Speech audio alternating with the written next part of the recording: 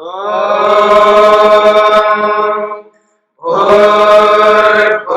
स्वः तत्सवितुर्वरेण्यं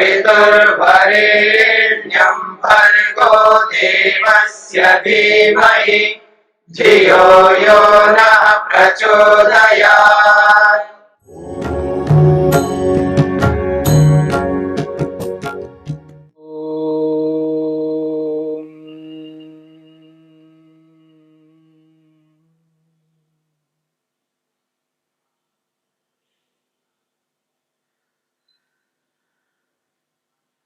गुरु को लेकर के हम विचार कर रहे हैं।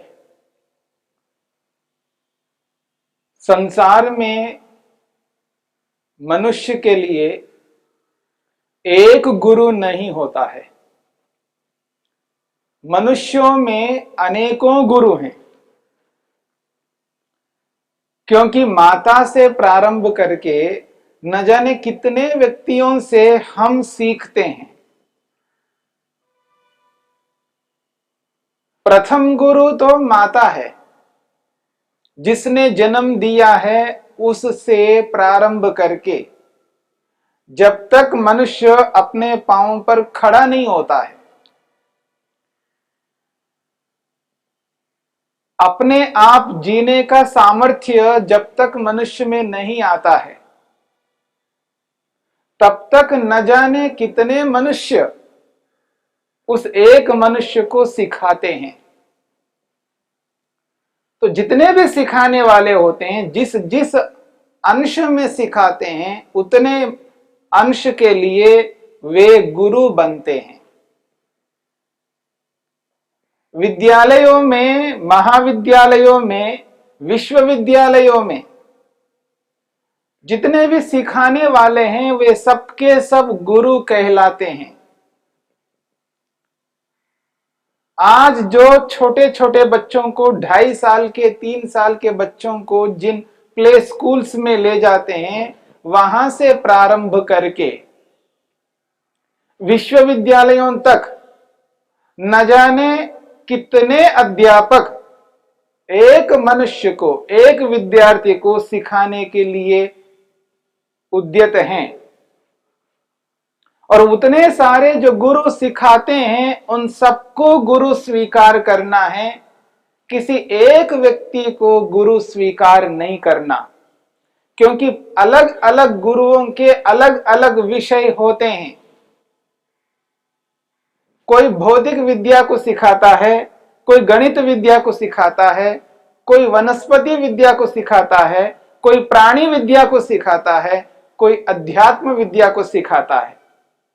और अध्यात्म विद्या में भी अलग अलग प्रकार की विद्याएं। कोई फिलॉसफी, दर्शन सिखाता है, कोई कुछ सिखाता है, कोई व्याकरण सिखाता है, कोई योग सिखाता है। तो अलग अलग विद्याओं को सिखाने वाले अलग अलग गुरु होते हैं। और जिस अंश में जिस जिसने जैसा जैसा सिखाया है, उस व्यक्ति को उतने अंश में कम से कम हमें गुरु स्वीकार करना है, उनका आदर करना है, उनका सत्कार करना है, अवसर आने पर उनकी सेवा भी करनी है। ये हमारा कर्तव्य है। परंतु यह हमारा कर्तव्य नहीं है एक ही व्यक्ति को गुरु स्वीकार करना, उसी की पूजा करना, उसी की भक्ति करना।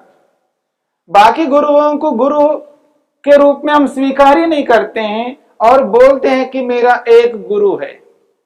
ये कथन किया जाता है, मेरा एक गुरु है, ये कथन अनुचित है। मेरे अनेकों गुरु हैं। एक विषय का एक गुरु है, पर मैंने तो अनेकों विषयों को सिखाया। न जाने कितने विषयों को मैंने सीखा। उन सभी विषयों के जो गुरु हुए हैं, उनको भी गुरु स्वीकार करना है। और जो आदर सत्कार एक गुरु को देते हैं, उस एक गुरु को देकर के बाकी गुरुओं को जो आदर सत्कार जिस रूप में हमें देना चाहिए, वह हम दे नहीं पाते हैं। इस कारण से अनुचित ना करके, अन्याय ना करके, उन सभी गुरुओं के लिए आदर सत्कार करना हम सबका कर्तव्य है, क्योंकि शिक्षा अलग अलग गुरुओं से प्राप्त होती है। इस बात को हमें चलना है लेकर के। और मनुष्य को इतना अधिक नहीं मानना है जिससे ईश्वर हमसे छूट जाए। मनुष्य को केवल हम हाथ जोड़ करके, पांव छू करके या उनकी सेवा करके उऋण होने का प्रयास करते हैं, इतना तो करना है, परंतु इतना नहीं करना है कि उसी को भगवान मानना। शरीरधारी व्यक्ति को गुरु के रूप में स्वीकार करना है, पर उसे ईश्वर के समान गुरु नहीं स्वीकार करना है। अर्थात ईश्वर की जैसी पूजा, भक्ति, उपासना मनुष्य को करनी चाहिए, वैसी भक्ति, वैसी उपासना मनुष्य के लिए कभी नहीं करना है। क्योंकि मनुष्य की पूजा सत्कार अलग प्रकार की है और ईश्वर की पूजा सत्कार अलग प्रकार का है। मनुष्य को तो हम हाथ जोड़ते हैं, पांव छूते हैं, उनको खिलाते हैं, पिलाते हैं, अवसर आने पर उनकी शारीरिक सेवा भी करते हैं, पर ऐसी सेवा ईश्वर की हम नहीं कर सकते। न ऐसा कोई ईश्वर शरीरधारी होता है। ईश्वर की पूजा तो ईश्वर की आज्ञा के पालन करना है। ईश्वर ने मनुष्य शरीर हमें प्रदान किया है।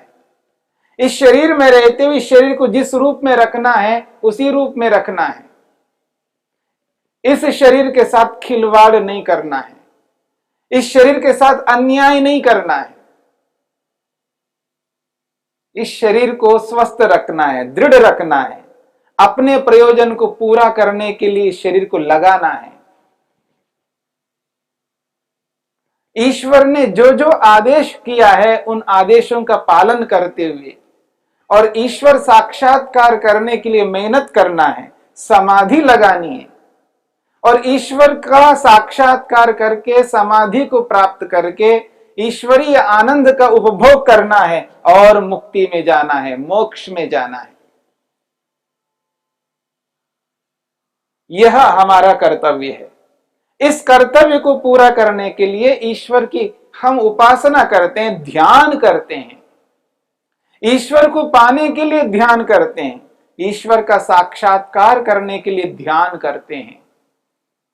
ऐसा ध्यान, ऐसी समाधि के लिए मेहनत, पुरुषार्थ शरीरधारी के लिए नहीं करना होता है। ध्यान शरीरधारी व्यक्ति का नहीं होता है, ईश्वर का होता है। समाधि ईश्वर की लगती है, मनुष्य के लिए नहीं। मनुष्य तो प्रत्यक्ष है, उसका ध्यान करने की आवश्यकता नहीं। हां, यदि मनुष्य हमारे सामने नहीं है तो उसकी स्मृति ला सकते हैं, उसे स्मरण कर सकते हैं। शरीरधारी गुरु को हम स्मरण कर सकते हैं या प्रत्यक्ष उसको देख सकते हैं, पर ईश्वर को हम प्रत्यक्ष नहीं देख सकते। उसे प्रत्यक्ष करने के लिए उसका ध्यान करना होता है, जो योग ने बताया है। जिस ध्यान को समस्त महापुरुषों ने किया है, राम ने भी ध्यान किया है, कृष्ण ने भी ध्यान किया है। और ध्यान अप्राप्त वस्तु को प्राप्त करने के लिए किया जाता है। जो ईश्वर प्रत्यक्ष नहीं है, उस अप्रत्यक्ष ईश्वर को प्रत्यक्ष करने के लिए ध्यान किया जाता है, जो हमारे महापुरुषों ने किया है, ऋषियों ने किया है, राम ने किया है, कृष्ण ने किया है, समस्त ऋषियों ने किया है। ऐसे ध्यान को, योग ने जिस ध्यान को बताया है, उस ध्यान को हमें करना है, ईश्वर पाने के लिए करना है, किसी मनुष्य का ध्यान नहीं करना। ईश्वर के समान मनुष्य की पूजा नहीं करनी है। मनुष्य की पूजा मनुष्य के समान करना है। इसलिए महर्षि वेदव्यास कहते हैं, पूर्वे ही गुरवः कालेन अवच्छिद्यन्ते।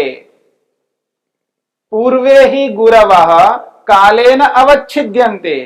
जो पहले के गुरु हुए हैं, जितने भी भूतकाल में गुरु हुए हैं, जितने भी महापुरुष हुए हैं, जितने भी ऋषि हुए हैं, महर्षि हुए हैं, मुनि हुए हैं, कालेना, काल ने उसको समाप्त किया है। अवच्छिद्यन्ते, कालेन अवच्छिद्यन्ते, काल के द्वारा ग्रसित हुए हैं, काल ने उसको हटा दिया है, वर्तमान में नहीं। अब वो काल ने उसको समाप्त किया है।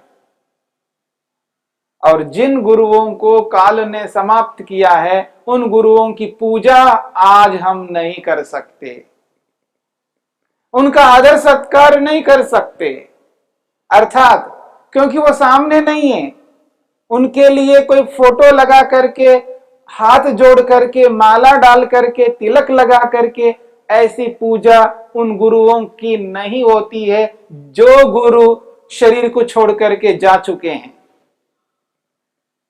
फिर भी उनका यदि सत्कार करना है तो उनकी जो शिक्षा है, उनकी जो शिक्षा हमको मिली है, उन्होंने जो विद्या हमें दी है, उस विद्या का आचरण करना, उनकी दी हुई शिक्षा को व्यवहार में उतारना। जो शिक्षा गुरुओं ने दिया है और जो गुरु आज वर्तमान में नहीं है, काल ने जिनको ग्रसित किया है, ऐसे गुरुओं का यदि सत्कार करना है तो उनकी शिक्षा को जीवन में उतारना, उनके बताए हुए मार्ग पर चलना, ये उनका सत्कार होगा। और जो वर्तमान में हमारे गुरु हैं, उनका सत्कार आप हाथ जोड़ करके, उनके पांव छू करके आप कर सकते हैं। उनको खिला करके, पिला करके, उनकी शारीरिक सेवा करके उनका सत्कार कर सकते हैं। और उन्होंने जो शिक्षा दी है उनका अनुकरण भी करना है। केवल उनको हाथ जोड़ना, पांव छूना, उनको खिलाना पिलाना मात्र सत्कार नहीं है, क्योंकि वो वर्तमान में है, इसलिए हम उनका आदर करते हैं, उनका सत्कार करते हैं, उनको खिलाते हैं, पिलाते हैं। आवश्यकता पड़ने पर शारीरिक सेवा भी उनकी करेंगे। इसके साथ साथ उन्होंने जो पढ़ाया है, जो पढ़ा रहे हैं, जो शिक्षा उन्होंने दी है और जो दे रहे हैं, उस शिक्षा को भी जीवन में साथ साथ उतारते जाना, ये उनकी पूजा है। परंतु वो भी नहीं रहेंगे, एक दिन उनको भी इस शरीर को छोड़ करके जाना होगा, क्योंकि काल किसी को छोड़ नहीं सकता। काल हमेशा व्यक्ति को समाप्त करने वाला होता है। काल किसी भी व्यक्ति को छोड़ नहीं सकता। कोई ऐसा मनुष्य नहीं हुआ जिसको काल ने समाप्त नहीं किया हो। इस बात को समझने का प्रयत्न करिए। कोई ऐसा इस संसार में मनुष्य नहीं हुआ जिस मनुष्य को काल ने समाप्त नहीं किया, नष्ट किया नहीं हो। काल का काम ही समाप्त करना। प्रत्येक क्षण हमारी उम्र को, हमारी एज को वो समाप्त करता जा रहा है काल। इसलिए काल से ग्रसित प्रत्येक व्यक्ति होता है। इसलिए महर्षि वेदव्यास कहते हैं काल समाप्त करने वाला है, परंतु ईश्वर को काल समाप्त नहीं कर सकता। यत्र अवच्छेदार्थेन कालो न उपावर्तते, यत्र अवच्छेदार्थेन कालो न उपावर्तते स एव पूर्वेशामपि गुरुः। महर्षि वेदव्यास कहते हैं जिस ईश्वर में काल प्रवृत्त नहीं हो सकता, यत्र कालो न अवच्छेदति, यत्र अवच्छेदार्थे न कालो न प्रवर्तते, जहां समाप्त करने के लिए काल प्रवृत्त नहीं हो सकता, जिस ईश्वर में काल समाप्त करने के लिए कभी प्रवृत्त नहीं हो सकता, काल ईश्वर को समाप्त नहीं कर सकता। क्यों? क्योंकि वो शरीर धारण ही नहीं करता। इस बात को समझने का प्रयत्न करना। जो ईश्वर इस सृष्टि को बनाने वाला है, इसका पालन करने वाला है, इसका संहार करने वाला है, उस ईश्वर को काल क्यों नहीं समाप्त करता? क्योंकि परमेश्वर ईश्वर शरीर को धारण नहीं करता। यदि ईश्वर शरीर को धारण करता है तो उसको भी समाप्त करेगा फिर। और यहां कहा जा रहा है, महर्षि वेदव्यास स्पष्ट कहते हैं, यत्र अवच्छेदार्थेन, जहां समाप्त करने के लिए कालो न उपावर्तते, काल प्रवृत्त नहीं होता है, स एव, वही पूर्वेशाम अपि, पहले वालों के, वर्तमान वालों के, भविष्य वालों के, सबके गुरु है। इसलिए ईश्वर परम गुरु है। ऐसे परम गुरु परम पिता परमेश्वर को छोड़ करके किसी मनुष्य को ही परम गुरु मानने जा रहे हैं, ये अनुचित है। ईश्वर को त्याग करके, ईश्वर की पूजा को छोड़ करके शरीरधारी मनुष्य को ही परम गुरु स्वीकार किया जाना, ये अनर्थकारी है, ये अनुचित है। और ऐसा जहां कहीं पर भी होता है, ऐसा बिल्कुल नहीं होना चाहिए। इस बात को समझने का प्रयत्न करना है। जहां पर गुरु विद्यमान हो शरीरधारी, और उसके सामने उसी का फोटो रख करके, उसी का चित्र रख करके, उसी पर माला डालना, उसी को तिलक लगाना और उसी की पूजा करना, ये अनर्थकारी है। जो शरीरधारी गुरु जीवित है और जीवित शरीरधारी गुरु के चित्र पर, फोटो पर तिलक लगाकर, उस पर माला डाल करके, हाथ जोड़ करके उसकी जिस रूप में पूजा की जा रही है, ये अनुचित है। जो जीवित मनुष्य है उसके चित्र पर माला नहीं डालना, उस पर तिलक नहीं लगाना, वो तो साक्षात विद्यमान है, प्रत्यक्ष है। ऐसा किसी भी चित्र पर नहीं करना है। यदि वो आपके सामने नहीं है, वो दूर है, तो उसकी दी हुई शिक्षा का अनुकरण करना, दूर से ही उसका सत्कार करो, उसकी शिक्षा को व्यवहार में उतार कर उसका सत्कार करना। उस शरीरधारी गुरु का सत्कार इस रूप में कर सकते हैं, यदि वो दूर है तो उसकी शिक्षा को व्यवहार में उतार दिया, तो यही उसका सत्कार है, यही उसका आदर है। और वो पास में है तो हाथ जोड़ करके सत्कार करिएगा ना, पांव छू करके सत्कार करिएगा ना। यदि वो मिलता है उसकी सेवा करके सत्कार कीजिएगा ना। पर दूर है तो उसकी शिक्षा को ग्रहण करना ही उसका आदर सत्कार है। इसलिए शरीरधारी मनुष्य को कभी परम गुरु स्वीकार नहीं करना, ईश्वर को त्याग करके उसकी पूजा ईश्वर की तरह कभी नहीं करना। इस बात को हम सबको समझना है।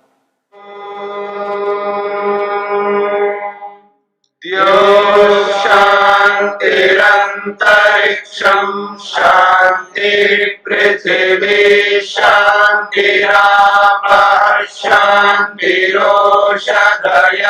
शांतिः वनस्पतयः शांतिर्विश्वे देवाः शांतिर्ब्रह्म शांति सर्वं शांति शांतिरेव शांति क्षमा शांतिरेधि। ओम शांति शांति शांति।